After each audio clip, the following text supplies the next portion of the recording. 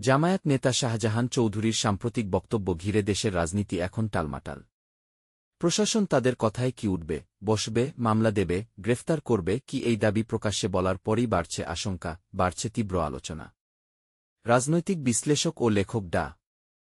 জাহেদ-উর-রহমান মনে করেন, শাহজাহানের বক্তব্য কোনো হঠকারিতা নয়, বরং এটি আসন্ন জাতীয় নির্বাচনকে কেন্দ্র করে পুলিশ, প্রশাসনের উপর প্রভাব বিস্তারের পরিকল্পনার স্পষ্ট ইঙ্গিত।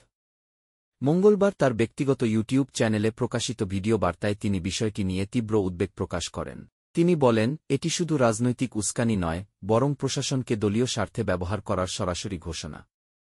তার মতে, দীর্ঘদিন ধরেই জামায়াতের ভেতরের কিছু অংশ প্রশাসনের মধ্যে নিজেদের প্রভাব তৈরির চেষ্টা করছে, আর সাম্প্রতিক ঘটনাগুলো সেই বাস্তবতা পরিষ্কারভাবে সামনে এনেছে। জাহেদ-উর-রহমান আরও উল্লেখ করেন, বাংলাদেশের মাঠ প্রশাসনে সাধারণত তিন ধরনের রাজনৈতিক আনুগত্য দেখা যায়: আওয়ামী লীগপন্থী, বিএনপি-পন্থী এবং জামায়াতপন্থী। নির্বাচনের সময় এ আনুগত্য বড় প্রভাব ফেলতে পারে। এমনকি বিএনপি, জামায়াত ও এনসিপি, এই তিন দলের পক্ষ থেকেও সরকারের কাছে কি অপছন্দের উপদেষ্টাদের কি তালিকা জমা দেওয়া হয়েছে, যা প্রশাসনকে নিয়ন্ত্রণে নেওয়ার প্রতিযোগিতা আরও বাড়িয়ে দিচ্ছে। ডা.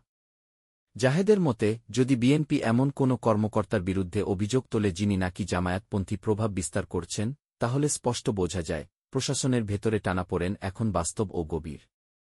নির্বাচনের আগে এই পরিস্থিতি আরও জটিল দিকের দিকে যাচ্ছে, এমনটাই বলছে রাজনৈতিক পর্যবেক্ষকরা।